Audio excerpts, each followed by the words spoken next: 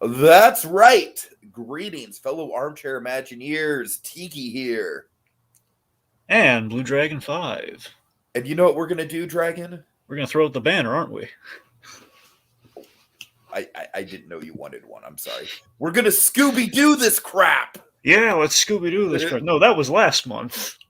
Well, yes. No, that was technically 2 months ago. Oh, really? Oh, man, time flies. September, yeah. Yeah, you're right. Scoob-tember, yep. Yeah, it was 2 months ago. Dr. Strange, you're late, man. How timely would we have been had that come out like right? Oh my god, that would be insane. Scooby-Doo, we would have had like a whole runner. Right. Okay, so Dragon, I want to get up on my soapbox just for a little bit. Careful now, don't fall. You know me, whenever I get up on my soapbox, it's always a fun time, right? Yeah, get all wobbly. Okay, so I do think this is a really cool trailer, and honestly, I don't particularly mind any of the potential spoilers that we got in here as far as the character reveals, because I think it does tease us up for one very cool thing in particular, which is, of course, the multi-dimensional Sinister Six. And I appreciate the fact that if and when we're getting the actual different Spider-Men, we don't know. Like, I appreciate that they're still saving that footage for the actual movie itself. Having said that, Dragon, I need to talk about spoiler culture regarding this again. Movie. I just, it's insane to me that we've gone from Sony Spider-Man movies basically giving us, spoon feeding us oh, here's some plot points. Just gulp them down before the movie comes out. And now it's like Marvel fans are so used to it that they're like, but where's our spoon feeding in the trailer? We have Romello Malone here. Hey there, Romello. Hope you're doing well. Fellow Spider fan, welcome, sir. But Dragon, I'm just going to give you one example of how insane the spoiler and speculation culture is, okay? All right. I'm going to throw some shade to my man, John Campea. Okay, I'm going to throw some shade. Campy! So John Campea did a video. He always does his movie talk shows, and there's always a variety of subjects, but he always has one headlining subject, right? And so yesterday's headlining subject is pretty simple, and you know what? I felt like it went on a bit too long for what it was, but I'm like, all right, it's like you can do that, sure. It was, what can we expect to see from the No Way Home trailer tomorrow? Well, Dragon, you know what video he made today for the headlining news story? What? What can we expect to see from the No Way Home trailer tonight?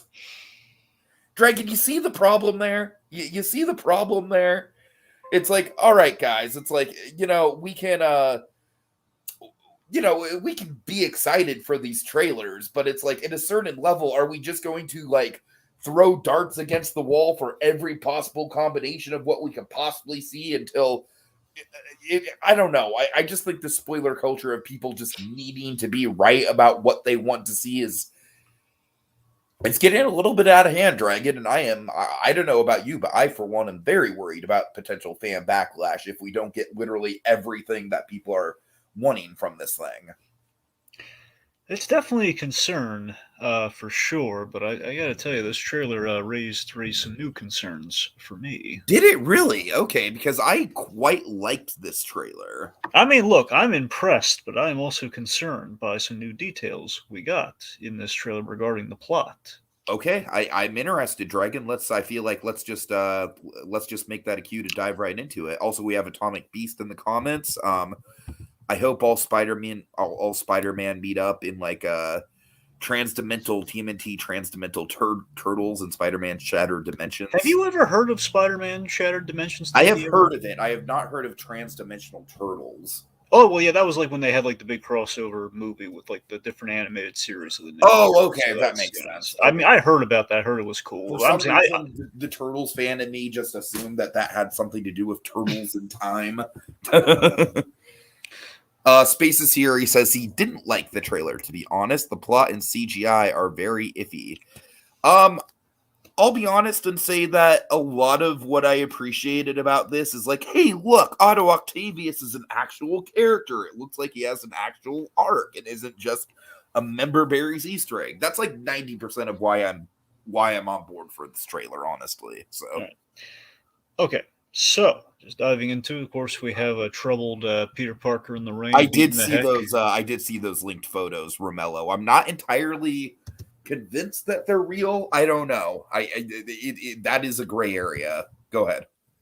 Again, we have troubled Peter Parker in the rain, seemingly after he's taken a beating by our multi-dimensional Sinister Six. It seems, if I'm a betting man. Let's see. So of course, he's lamenting over basically kind of that week of epilogue he got at the end of Far From Home with MJ. Of like, man, weren't things great for a bit? We were in the know and we were swinging around until this happened right here. Until Right. this going to Times Square and J. Jonah Jameson, as wonderful it is to see him just doing what he does best and dragging Spider-Man's name through the mud with a murder accusation. Yep.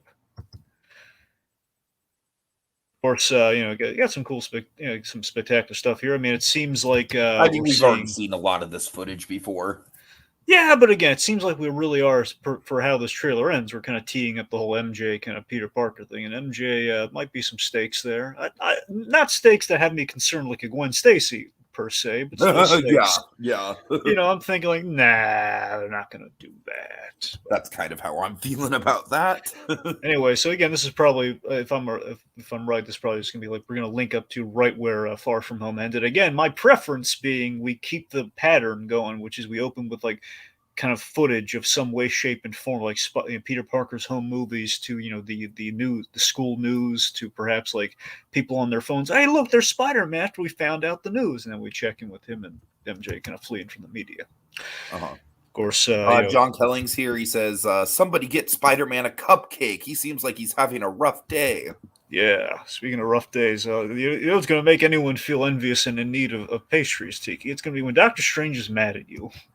So this is really interesting, and this pretty much confirms I don't think we're going to spend a lot of time at all on the whole like getting Spider-Man a lawyer thing, because it seems like this inciting incident, I'm willing to guess, like, based on the way that we're going back to Doctor Strange in this scene, and Doctor Strange is like, hey, remember that spell I did that messed up? Like, I'm pretty convinced that this is going to be towards the very start of the movie, like maybe the first 10-15 minutes. Well, I mean, look, Tiki, regardless, I'm imagining, we did see him in hot water at a police station. I'm not saying we're going to, if again, fingers crossed, God, please, if we get some Matt Murdock in this, just if we do, again, I'm not expecting him to have, as much as I love it, I'm not expecting him to have like a full mentor role in this one. I'm expecting him just to be very practically the lawyer assigned to him. And like, oh my God, it's him, and then he'll be helping him out. And I think my cohort here is getting his hopes up. Look, I'm not asking for the moon with Matt Murdock. I'm saying, okay, not. look. I know it's not asking for the moon, but I still do not trust it.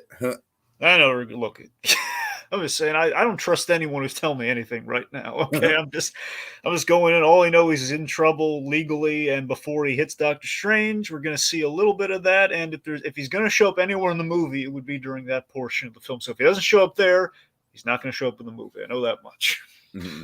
Anyway, so yes, Doctor Strange, a little ticked off, and again, maybe a little bit of a reaction to kind of that scene you don't like in the teaser. Just like, yeah, hey, remember when you did that thing that no one liked? All right, so Doctor Strange not happy. Well, now we got this mess to deal with because I tried to help you. And, I do like that we're calling shade on easily my least favorite part of that last trailer, which was Peter just being like, well, I don't know, Aunt May, she should know, and Ned and... Like, how would you feel about it if basically that happens, but Doctor Strange doesn't let him forget it throughout the movie? Like, I would be totally okay with that. Would that save that bit for you at all? Like, yes, it would. Yes, it would. Okay, it's possible. Yeah. We see he's getting a little sassy with the kids. I think it's possible. Anyway, of course, we definitely confirmed that, folks, that is the pumpkin bomb you're thinking of. I mean, what other pumpkin bomb would it be? Well, no, I'm just saying I was excited, but we didn't see the Green Goblin. This trailer, we get to see the Green Goblin. Regardless, we're on the George Washington Bridge, which, of course, is a big takeaway from the comics and where the whole Gwen Stacy affair happened. So, again, we're kind of setting things in kind of the old familiar places. And assumedly, two villains are going to accost Peter Parker in this scene. The Green Goblin and Doc Ock. Oh, by the way, though, there's a kind of a little build up there. I love that. It's like it doesn't take much, folks. It's like, oh god, there he is, popping up from the plume of smoke after the explosions he causes. All right. So again, Doctor Strange setting up that there's basically he sets up the plot of the movie. We're okay. Peter Parker tries to fix his Mysterio woes and ends up unleashing some multiversal spider foes. Okay, really quick with the comments.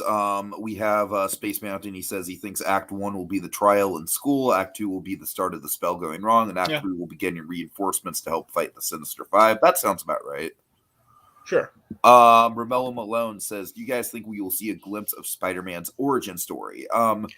Well, given the news... It's possible, but I think that, what you were going to say, Dragon, freshman year. Yes, given the freshman year series, I think, again, I think it's freshman honestly... year is probably, like, I'm hoping that freshman year is basically going to right the wrong of, you know, like, hey, by the way, our bad that we haven't given Uncle Ben his proper treatment yet. Here you go. I mean, look, where I'm at on it, I think ultimately we're going to do, and I think, honestly, this is probably for the best, and it would make the most sense, is that, hey... If, and again, because it's not a certainty, but let's just say if we do in fact get our other two Spider-Men, like a Tobey Maguire or an Andrew Garfield, but at the very least, if we get Tobey Maguire, obviously Uncle Ben will have to be mentioned. So we're going to mention him in this movie. If those guys show up, we're mentioning Uncle Ben. Now, regardless, just in terms of getting the origin, I mean, freshman year seems to be the best way of let's fill in that 6-month gap that we never saw in the MCU. Because again, we proved that we don't need it. We've done all that, but we're getting sick and tired of not saying Uncle Ben. So let's just remedy it once and for all. For my, as an apology to me, I'd like them to get Hank Azaria, but that's just me. Okay. John Kelling says Andrew Garfield is still saying he's totally not in No Way Home is hilarious. Sure. I mean, I'm going to be honest with you. I don't care about Andrew Garfield's Spider-Man in the slightest, so I really wouldn't mind one way or another if he's in it. I really don't care. My logic at this point is if we're going to go to all this expense and trouble to get the foes from the Spider-Man films, you'd think, well, why not get the the leads from the Spider-Man film as well? Films as well, He's too busy making pretentious Netflix musicals, Dragon. Sure. Wait, isn't he doing like some sort of what is it, Bob Fosse? Like, what's the thing? Oh, the Rent thing. The Rent thing. Yeah. Directed by Lin-Manuel. Dragon, I'm a fan of Rent, but that musical is bad. So I don't know. Wait, Manuel Miranda's directing that? Yeah, he is. It's his directorial debut. That's gonna go well, I'm sure. So, right, anywho, I have to call out Space here. I'm sorry, Space, but it does not look worse than the 2002 Thanksgiving fight. It does not. That is being hyperbolic right there, my friend. Unfortunately, that Thanksgiving fight, while a good idea, did not. Again, they were a little overly ambitious with their abilities for CG at that time. Oh, we have Bear Oswald in the comments. Happy to see you. It's been a while, actually, since you popped up. So it's nice to see you again. Atomic Beast says Electro has a different look than Amazing. Yeah, we'll get to that. We will. I can't wait to get to that. So, speaking of new looks, we have Spider-Man in the magic suit that Doctor Strange has provided for. Ooh. Most likely, is given the fact John Kelling says the biggest troll in cinematic history would be that Toby and Andrew aren't in the... I still think that's possible. So, I don't know. I know one thing, because back to your earlier point, Tiki, when we were kind of like saying overall, and you're getting on your little stand soapbox, as it were. It is very possible that's going to create a lot of backlash, just the speculations, and like, will this character be in? Will that character not be in? That's them kind of digging a hole there. I'm saying it could be the best Spider-Man movie of all time, and if those two aren't in it, people are going to bitch. People will definitely, they will not walk out unscathed if they don't appear in it, or at least have some direct. Executive is asking about the Thanksgiving fight. Executive, we're talking about the Thanksgiving fight from. I guess it's not a Thanksgiving. It's more the parade fight, right? Yeah, it was. No, it was around Thanksgiving though. Remember, they were having Thanksgiving dinner. So, it was thanks. It had to be. So executive, it's the parade fight from the original Spider-Man, but around Thanksgiving though. So. I don't know. I don't think it was the Macy's Day Parade, was it? I don't. Though think so. that's the thing. So Tiki, I think you are right in that it wasn't specifically the Thanksgiving Day parade, but it's just so funny, given that Thanksgiving is in that movie, that we have a parade fight that is a different parade, right? It's just kind of weird. Like, it would have to be the But Macy's. also, time passes in a kind of weird way in that movie, so I don't know. I don't Yeah. know how close together it is. Because I'm trying to remember, like, the whole, because I was burning building when he got scratched, so it couldn't have been like he gets into the fight with the Goblin, then they have Thanksgiving dinner, so that doesn't match up at all. So anyway, so regardless, so again, Why didn't y'all just say the parade fight? Yeah, that's a good point, Executive. I'll use charge. Oh yeah, Space. Thank you for the save. He's coming in with the save. What? It was the Oscorp Festival parade. Oh yeah, right. Yeah, Harry and the board members had that scene. Yeah. Okay, there of course, the really cheesy skeleton. Yeah, skeleton shot. Oh man, I love that shot. It's like out of a PS2 game. Anyways. Okay, so of course, as you kind of notice by our main image and everything here, is the fact of like, hey, one of our favorite bits from the first teaser. Hello, Peter. You know, little Doc Ock love there. Alfred Molina. I adore Alfred Molina. Love him in Spider-Man too. So, of course, get a little bit more of that fight here. Oh boy, oh boy. Now, here's what we get in this trailer. So, as you'll kind of see the fight unfolding here, really impressive as is wont to be here. I want to appreciate this moment here. Oh God. You're not Peter Parker. Love it. Oh yeah. That's perfect. That's what we need from a second trailer for sure. Now, to break it down a little, I have a theory as to what is happening here. So, Doctor Strange and basically both of our doctors here, technically, Doctor Strange and Doc Ock, which is even funnier when you think that in Spider-Man 2. That they make a joke about that there's two doctors with weird names. They already made a joke about the Doc Ock name, which we'll get into. I'm not thrilled about the joke, but I am thrilled to just see him interacting with them. So it's like it's kind of a double-edged coin. So you know what's funny about that too is the fact that remember Spider-Man 2, they drew reference to Doctor Strange originally. They were going to call him Doctor Strange, and they said no, it's taken. Of course, so funny how that works because now Sam Raimi is directing Doctor Strange too. Right? Yes, exactly. Anywho, so my theory is that given the fact that both of our I agree, Space. We'll get there, but that joke did not. Like I said, I like the fact that Doc Ock looks like he's going to be in a good chunk of the movie, but I did not like that particular joke. Nor did I, honestly. So, but we'll get there. Yes, so both of the doctors seem to be in the know about what essentially our big plot reveal is in this trailer. Is that okay? So the Spider-Man is responsible for the deaths of the Spider-Man foes. At the very least, that's kind of what it's directed at. As Doctor Strange seems to be very much of the opinion that you need Spider-Man, our boy, needs to kill the spider foes in this film, which obviously is very much in direct contrast to how he is. Let's put a pin in that. We'll get into that once we get to that scene. But my point is, Doc Ock, you think about why, if Doc Ock is buddy with the Tobey Maguire, Peter Parker, Spider-Man, the whole hello Peter, but his welcome wagon is, I'm going to try and kill him on this bridge. Now, my assumption is something happened multiversally with the Spider-Man when Dr. Octopus is aware of this, and that's why he was attacking. I assume perhaps something happened in the multiverse that caused the Tobey Maguire Spider-Man to try and kill him. And that's why he's locked in combat with him yet again. So when he unmasks I like that. Tom Holland's Spider-Man, he's like, wait a minute, you're not the Peter Parker that I'm at odds with right now. Let's talk. Okay.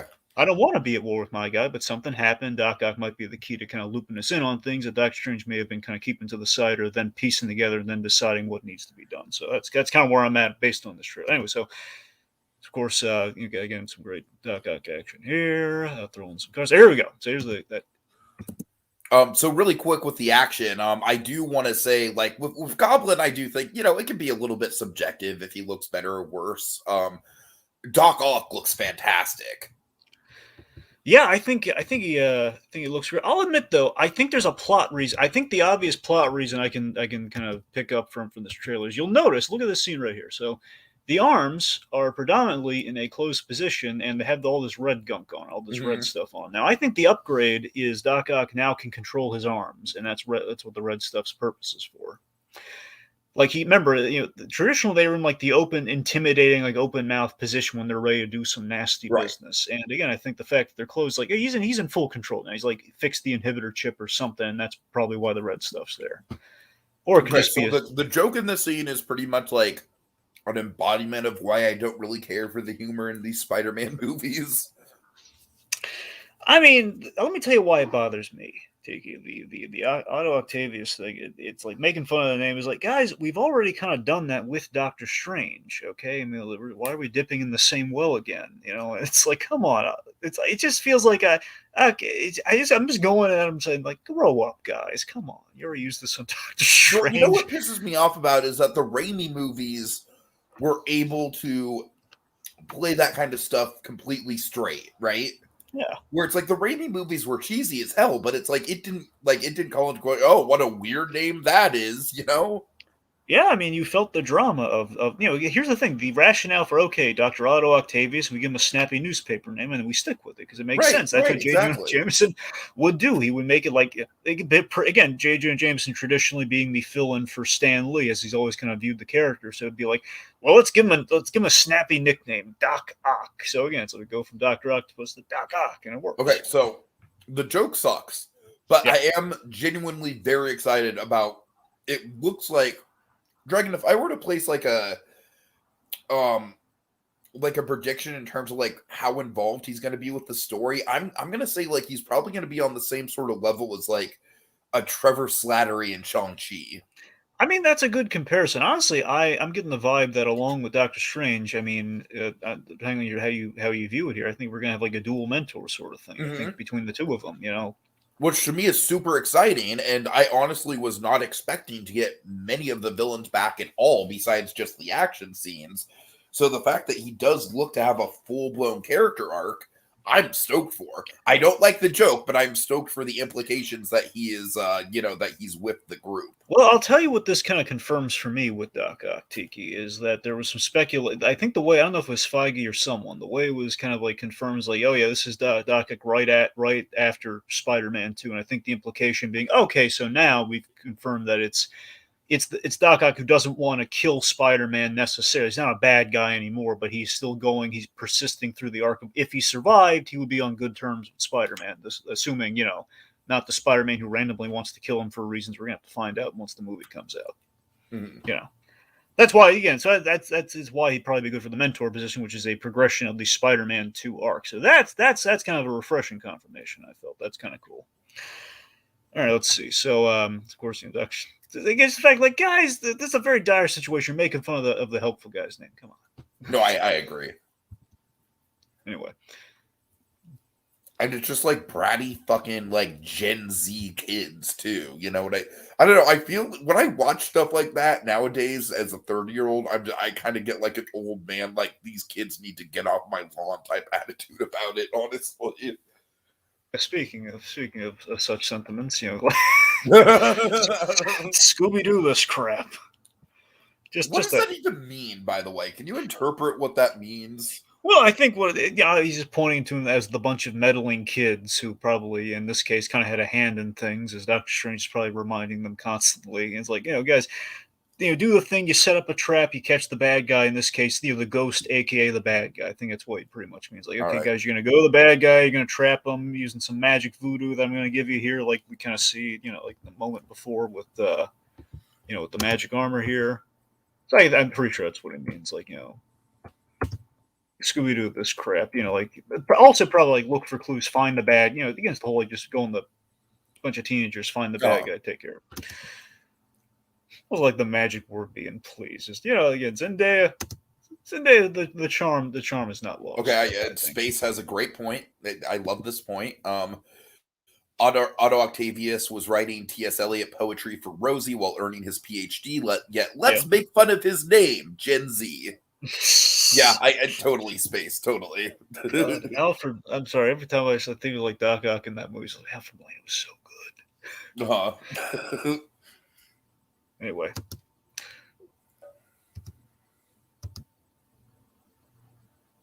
All right. Okay. So here we go. Let's. I think we're about to see some of our. Okay. So now we officially know. Okay, that's definitely the Sandman and Electro. I mean, not even yet. It's like this is still a little bit of a tease. We don't really get a full confirmation on the Sandman until the end. Well, you're right about that, but I mean, I'm just saying now we know. Yeah. We got also here's a good money shot. I got J. Jonah Jameson again, kind of relishing a little bit in this. It's good to see that he's not just going to be on the newspaper. Yep. Well, or on the podcast, I should say. Yeah, it'd be kind of weird if he was just kind of trapped in the newspaper, you know. Okay, so we got Electro making the rounds here, it seems. And chasing them down to the power lines. Okay, so I guess before we hit the Electro, like the power lines because I'm always into creative uses of his web swinging. Oh, of course. And that's honestly something that I think the new Spider-Man movies have been a little light on. All right, so let's talk about the plot point that fills me with dread. Really? Because I'm actually pretty excited about this. Well, here I can see a lot of ways this can go. I'm not saying they can't win me on it. I'm with you. I see ways it can go wrong, but I also see the potential in it. Okay, so before we talk about kind of cool aesthetic stuff, like how cool Electro's redesigned and everything looks, let's just talk about. So, as Doc Ock's kind of teeing up here, and you're flying, out into the darkness to fight Ghost, which implies that he knows what Doctor Strange. Okay, first of all, that's a fucking awesome Otto Octavius line.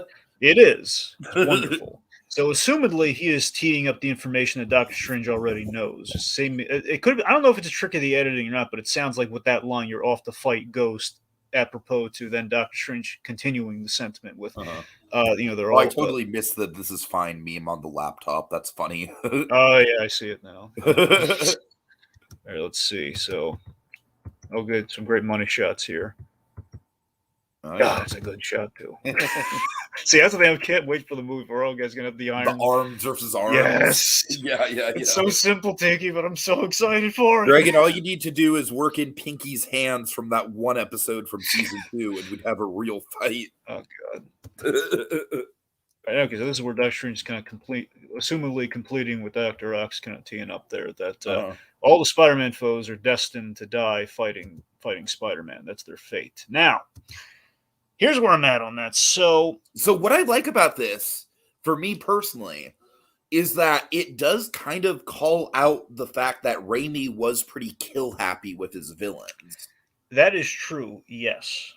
Now, Tiki, that's what I'm saying. That if they leaned into that, sure, but as you know, as we both know, our lineup not entirely consistent of villains that died. Okay, it's going to be kind of bothersome when, hey, you have these villains, and at least I genuinely forget about the amazing Spider-Man villains, if they died or not. Sandman didn't die too. Well, that's what I'm saying. So because of that, it's like it's not just like one universe doesn't have dead villains. The fact of Sandman, like one for Raimi, one for the Lizard is also alive. The Lizard's alive. I couldn't have told you that if I had a gun to my face. You see my problem. So this is like if they're going with that idea, like one thing that would be real. I'm with you, Tiki, until you make that realization. Like, oh, wait a minute, they're not all dead. Space says 2 of the 5 villains didn't die. Yeah. Yes, and especially if Vulture completes the 6th, that guy also not dead. So that's and if Venom completes the 6th, still also not dead.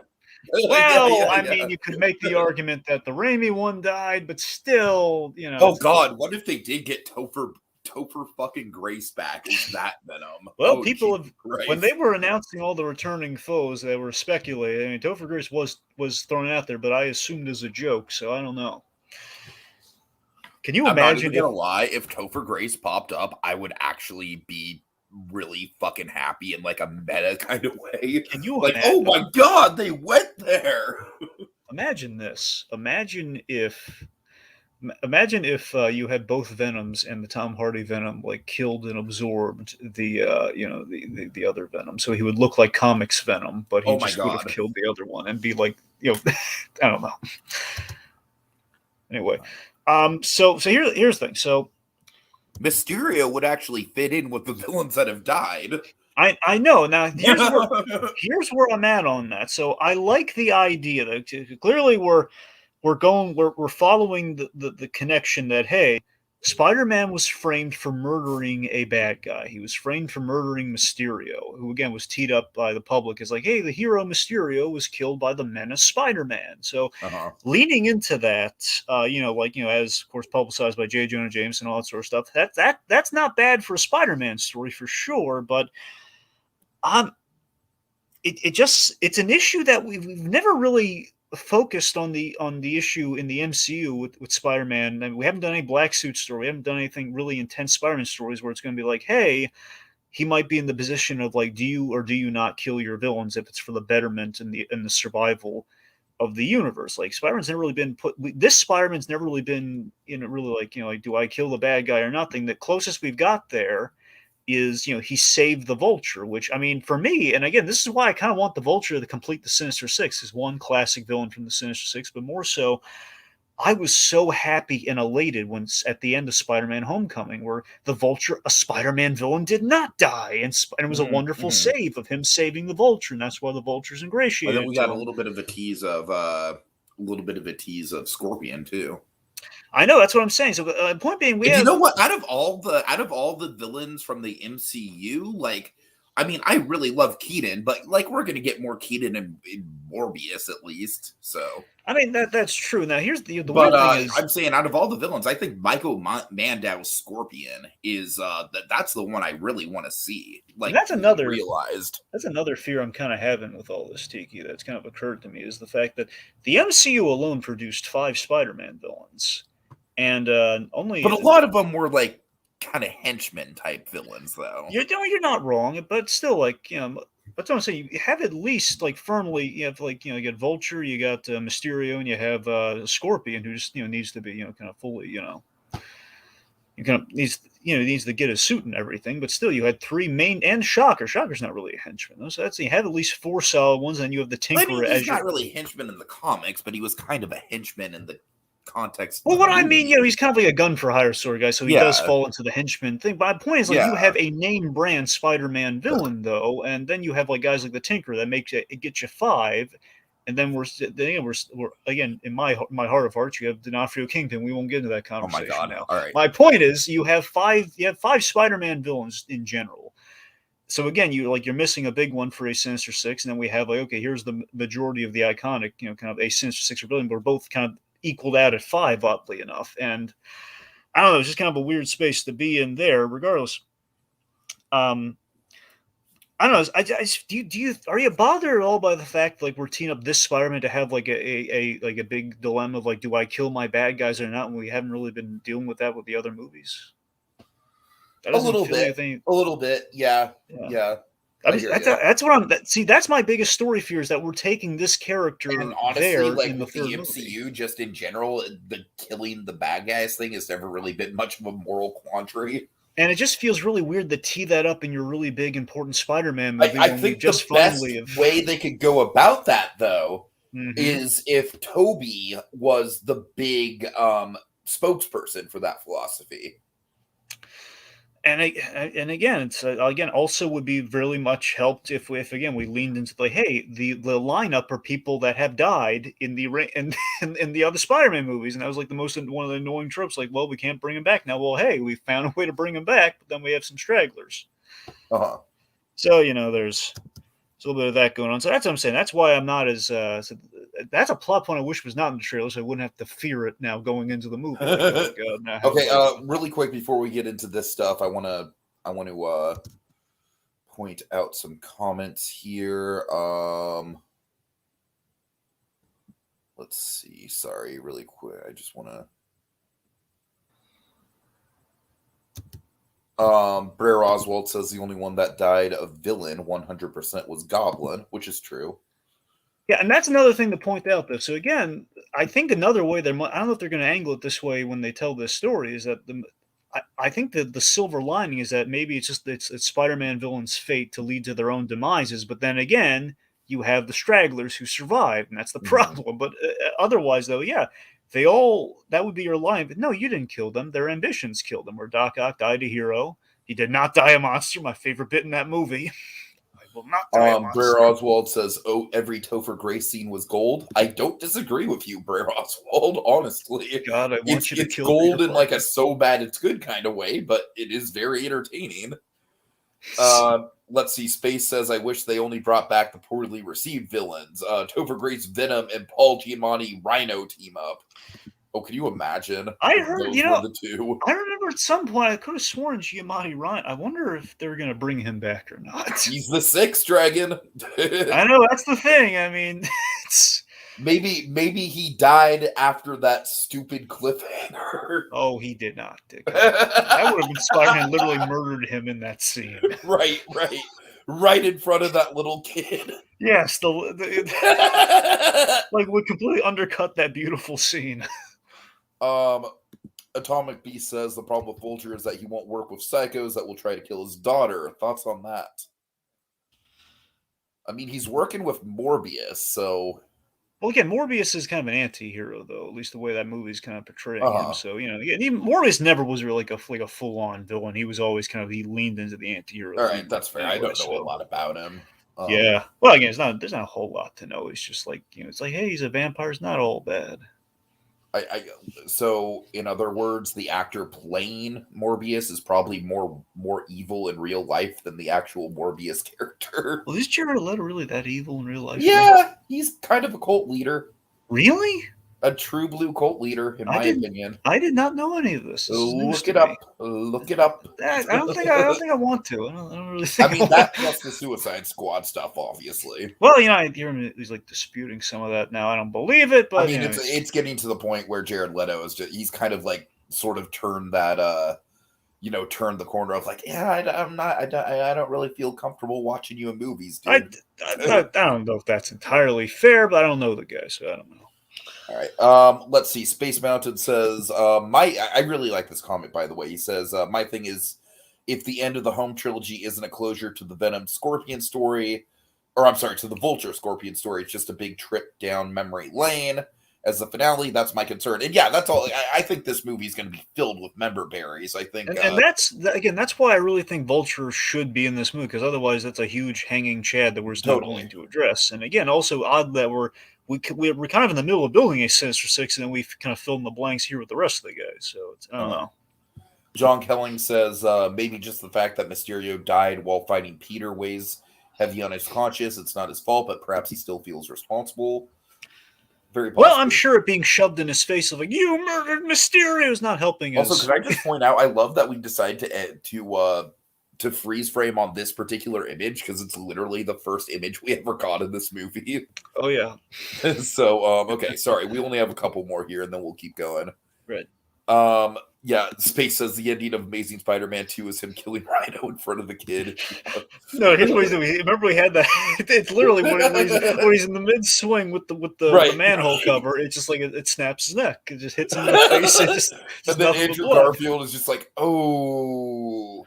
And you see all the onlookers are like just horrified. Like, so let me tell you how that happens. Okay, so Mark Webb's directing, and then Deadpool just like shoves him aside, and then like directs the scene. Oh my god! You just have like the blood spatter on the kid. And he's like wiping off his glasses. Yeah, he's not coming back, folks. All right. I was the Rhino. Mutali, yeah, we did notice Jameson in the trailer. We already pointed that out. Yeah. All right, so let's go. All right, so again, basically, it seems like what kind of predicates kind of a big moment here is that in light of this whole Spider-Man's destiny is to kill the villains thing, like nope, and he steals this box, which I'm guessing is kind of like the key to probably nixing all the Sinister Six. He doesn't want that to happen, especially after he bonds with Doc Ock. I'm sure it's going to definitely kind of create kind of an issue there, and it's going to cause a little friction between him and Doctor Strange for sure. And hopefully, Doctor Strange will kind of come around to his line of thinking. But all right. So after that, again, this is probably the fight continuing. A little bit of train stuff. There's a money shot for you. Look at that. Oh yeah. Oh yeah. So get that in there. Okay, wouldn't it be cool? I know we keep joking about this, but like, wouldn't it be cool if that was actually Toby under that suit? I say there's not a chance because it's the Iron Spider. Yeah, I know. But again, he thinks it's Tobey Maguire though. I do think the Iron Man nanotech added to his arms is a really cool money shot.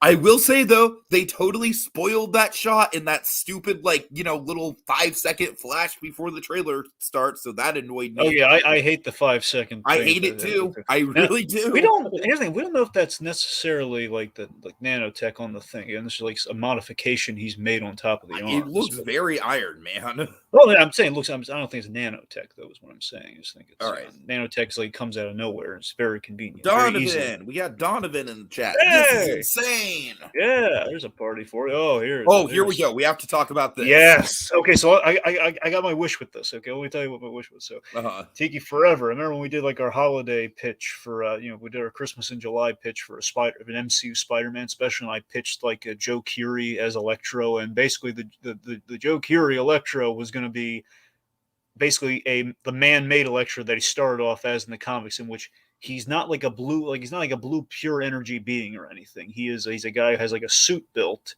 that kind of is like it's like an outlet for his electrical stuff. So that's kind of what we did here. Like I love that Space is like just the anti CGI guy this podcast.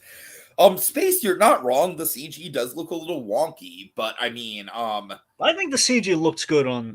I love the fact that we actually legitimize the the lightning bolt things around his head. I know that's what I'm saying. Because frankly, that was always one of my least favorite like classic Spider-Man villain costumes, and they legitimize it. So I hope it looks better in person. I'm not going to disagree with you about it. About it not looking great. But I mean, at any rate, just from a design point of view, I'm very glad we're not going back to that kind of like pseudo Mr. Freeze look. But yeah, this is my wish come true with Electro. I mean, if the suit's greener than it looks in this shot, then it's going to be perfect to me. Okay, if they do that, then it'll be utterly perfect. But it's just this.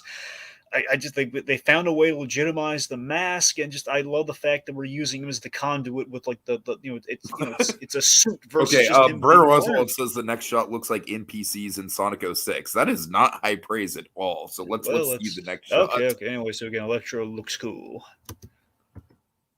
Oh yeah, so that shot with Jamie Foxx, it doesn't look great. I mean, I don't think it looks Sonic 06 bad. I think that's a little bit hyperbolic, but I'd say that looks like a solid like PS3 cutscene.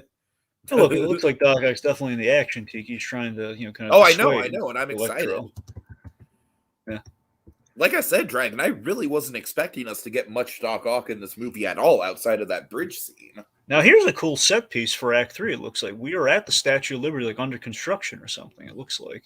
Oh, you think so? You think that's the Statue of Liberty? Well, I mean, it has parts that look a lot like the Statue of Liberty. I mean, you have we'll see it later on, Tiki. I don't know why. I assume all the scaffolding is to repair it or replace parts of it or make the changeover with like the torch because we have that later on. But Donovan, I think my theory is that Ock's going to be against the rest of the villains from the start. I mean, if he wasn't, he wouldn't be hanging out with Peter and the crew.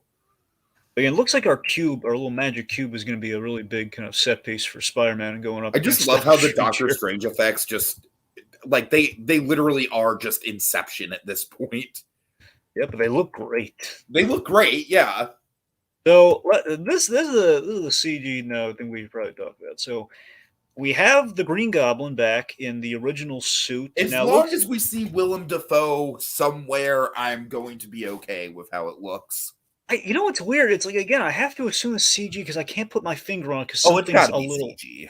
That's the thing. I mean, I think as far as transferring the old information goes, I think it looks pretty good. I think if I'm right, they kind of made the eyes a little bit more kind of an orangey yellow to match the pumpkin bombs, which is a really good call.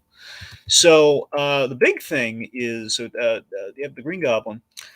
And hold on, I'm actually noticing quite a few like subtle details here.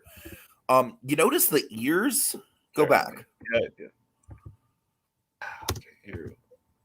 You notice the ears are like a little bit more naturalistic, with those curves. Oh yeah, I see it. Yeah. And then the teeth feel a little more naturalistic. I think the shape is a little like it doesn't quite have that sort of pokey chin that it used to have.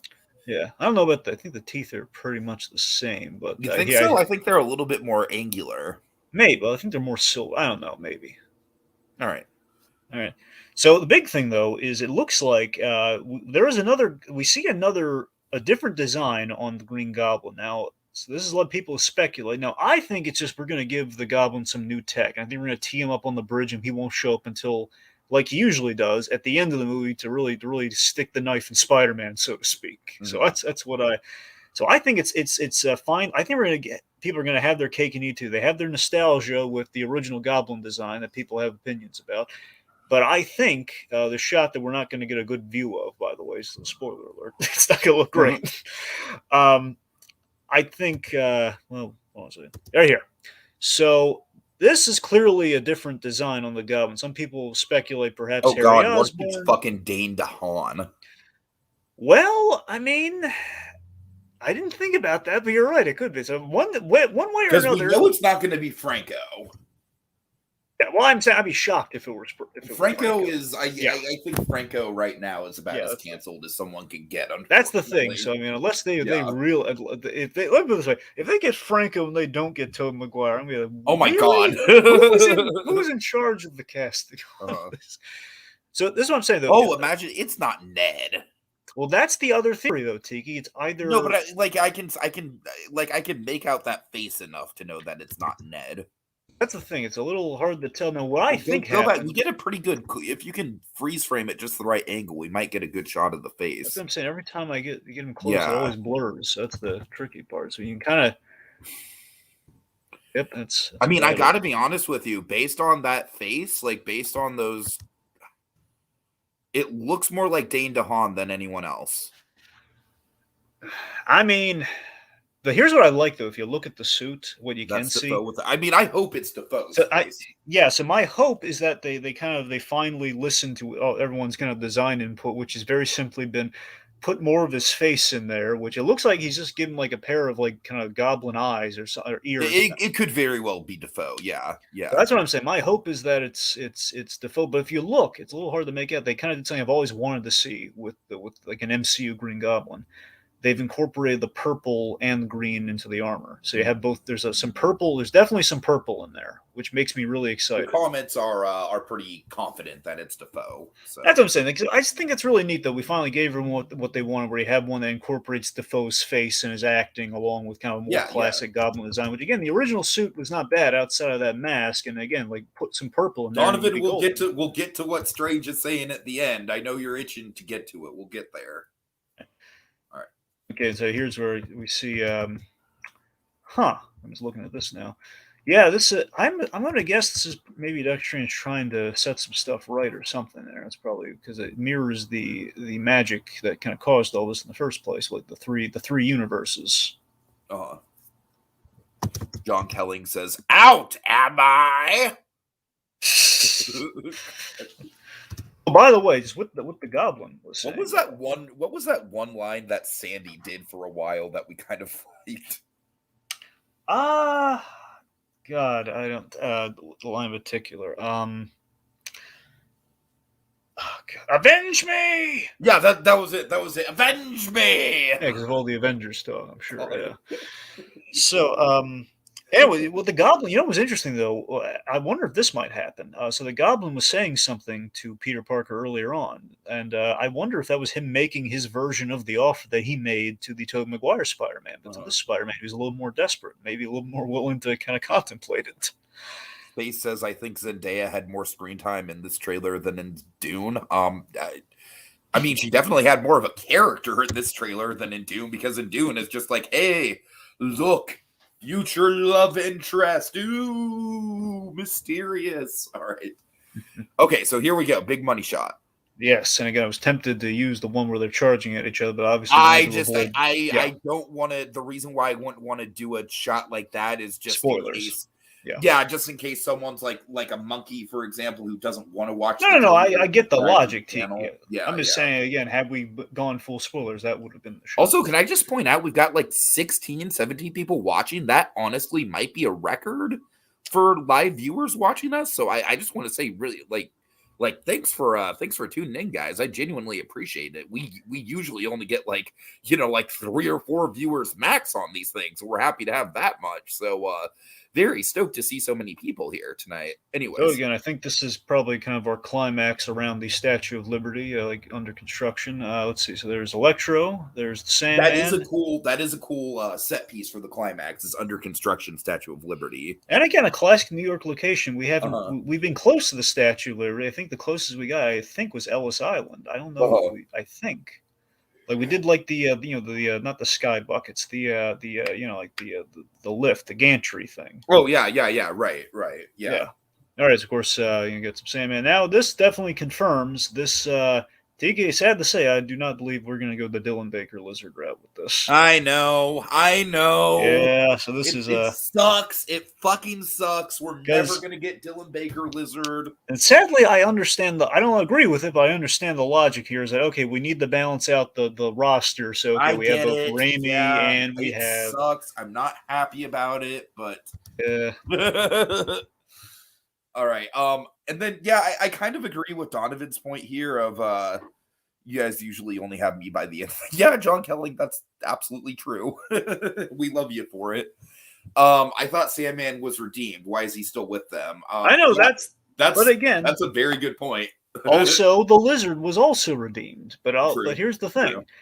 I'm thinking for the same reason as Doc Ock. I think something has turned our Spider-Man into murderers, or at least attempted murderers. You know what would redeem this lizard? If they at least gave him the goddamn lab coat, man. I know. God, I want that lab coat. It's stupid. It's stupid that they don't, because everyone loved that brief moment that they did give him the damn lab coat. And it's like this would be the opportunity to fix that, because we gave Electro his great design. This would be the other one to fix. I don't know. Maybe it'll be a big surprise moment in the movie or something. I don't know. I'm not holding my breath. Because the lizard, I will say, like, the lizard, like, ever since Spider-Man was first announced, I don't know if you know this, but the lizard was, like, my number one villain to see adapted, and I just don't think they did him right. Really? Since the first one? Yeah, since the first one, yeah. Yeah, cool. He was my number one choice.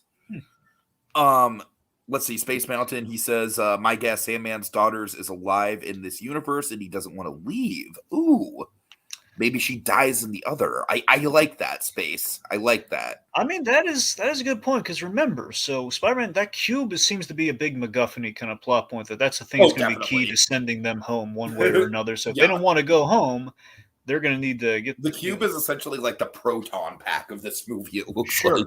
Sure, so that's the thing. They gotta get that cube away from Spider-Man, Doctor Strange.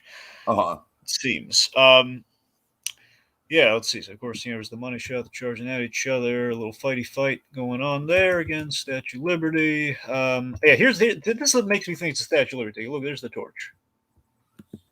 Oh yeah, that's totally the Statue of Liberty. I have no idea what this giant dome thing is, but that's the torch. It's clearly under construction. It's just, you remember the Statue of Liberty getting destroyed in the MCU? No, it never got destroyed in the MCU. Yeah, so I don't know what's up with that, but I mean the only time maybe it gets destroyed like at the beginning of the movie. I don't know. Well, let me put it to you this way: if the Statue of Liberty got destroyed, I mean, it could have been during the Chitauri invasion, but it would have taken forever. If they're still under construction after that was in 2012. And, and also I would be a little bit upset about them never mentioning, like, hey, by the way, guys, the Statue of Liberty's been destroyed this whole time. Now, to be fair, Tiki, sometimes they do just, they've changed things over the years, and perhaps maybe that's what this circular thing is like. Hey, we're updating the Statue of Liberty in the fictional MCU. Perhaps. Oh, I like that. I like the idea of it being an upgrade. I'd rather have it be that. I mean, it would explain whatever what if Tony Stark is the statue? I mean, oh god, would I love that? Or like something ridiculous like that. I think there's some believability there, but I think more so is that they might have some Stark tech upgrading. Like there's just like a giant fucking Iron Man statue under there. I don't know. I think the most you could hope for is that they might have like some Stark tech applied to the statue. I don't think they're going to put a giant Iron Man. I don't think they're going to put a giant Iron Man head on the Statue of Liberty. I don't think they're going to do that. But again, it would explain what the heck this thing is. That's the thing that keeps puzzling me. This thing crashes in. The Statue of Liberty is green and this is gold. It's going through a refurb. Yeah, that's what I'm saying. There's some sort of refurbishment or something going on here. I don't know. Captain America's shield being placed at the top of the Captain of the Statue of Liberty. Good God, I want that to be true so much. That's a brilliant idea. What if it's a statue of Sam as Cap? I mean, I don't buy that they do that, but I'll sign off on it. I'll take that. If you told me we could have a Falcon Cap statue, so the Statue of Liberty, my God, man, we need to update that. Totally. Oh my God, that'd be amazing. Let's see. John Kelling says, "I'm crossing universes and causing destruction because my daughter is sick. Please understand." Okay, so just to speak to that for a bit there, we had a moment of Spider-Man saying to MJ, I can't save everyone. That kind of reminds me of the stakes here, where again, so it's going to be really weird that the whole movie being centered around I need to save the bad guys so they don't die. And I mean, not that should never be a part of Spider-Man or anything, but that's going to be your main. That's never really been done before. Like, okay, I got to specifically save the bad guys from getting themselves killed. Mm-hmm. It's going to be weird.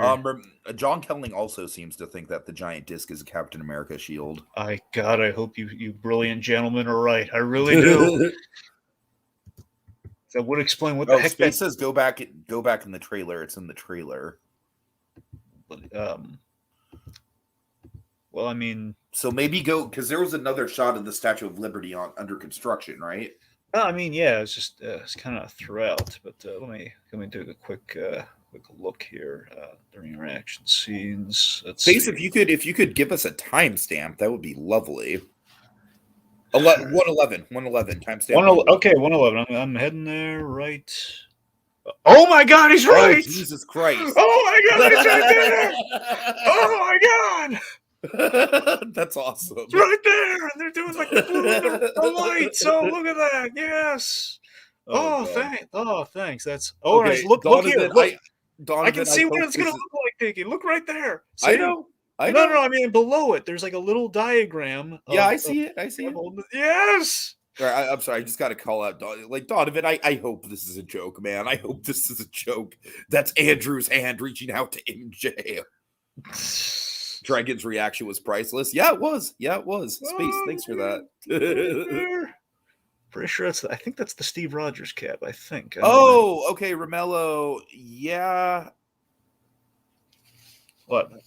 I mean, I thought that Donovan's comment about Andrew's hand reaching out to MJ was a joke, but then he says lots of people are saying it on Twitter. Well, I mean, we can take a look, but I mean, the logic there would be like he's saving someone from falling to make up for Gwen, I guess. Well, again, the idea MJ's falling, Tiki, so it would be to save her. And again, they are homaging the Gwen Stacy fall with her very clearly. Yeah. So, well, I mean, we see Ned there. That's Ned. Who, again, is looking a little bit more svelte. So, by the way, again, if you wanted him to be in that Goblin suit, again, I'm not saying it's going to happen. I wouldn't mind seeing Ned in the Goblin suit. I just think this movie is already too crowded. And again, like, it would come out of nowhere. Like, why is he in the Goblin suit? It's like, it'd be funny if he just got his hands on the Goblin suit. Sure. or what if they homaged like the new Goblin? Like, hey, he's not a bad guy. He's the Goblin. He's a friend. Yeah, that's what I'm saying. Yeah. All right, let's see. So there's the fall. He's going for her, it seems. And let's see who okay, so right now that's still our guy. Yeah, that's still Holland. Yeah. Still Holland. He's still okay, let's see. That's still Holland there. And the hand. Oh, let me check. Let me see that. I can spot the costume pattern. I see what you're saying. No, that's not I'll put it this way. I can confirm that is not the Spider-Man 2, the Amazing Spider-Man 2 suit. 2 costume? Okay. You can tell by there's a little gripping around the thumb and the palm. Right there. See that? That's how you know it's not I think it's how you know it's not that. But looking at it here though, let me take one little look here. So he's in the Iron Spider suit right there. At least it's some variation of the Iron Spider suit. Yep, and it has there's the pattern, a little kind of black stuff on the inside. So I'm pretty sure it's not. I think. Yeah, sorry guys. I think Twitter's kind of like leading you down a rabbit hole. I mean, look, guys, that's not to say wrong, but that's not to say that he doesn't reach her in that scene, and then another Spider-Man swoops in to save her. Right. It's not to say that doesn't happen. Now, speaking of which, so we have our last bit here. Now, this is a pretty big moment. So I have two theories about what this is. I think the obvious theory is The this is the begin. multiverse of madness. Yeah, this is the beginning, the literal, like we saw the origin point in Loki, and now we're Uh-huh. going to see the like the on the ground, the ground zero for it with Doctor Strange here. Like, okay, this is like the cracks of the multiverse forming. It's kind of in some kind of kangy colors. It looks like with the purple again, very kind of branching out, like we kind of set up with the aesthetics. So I think it's very. I think that's the obvious answer.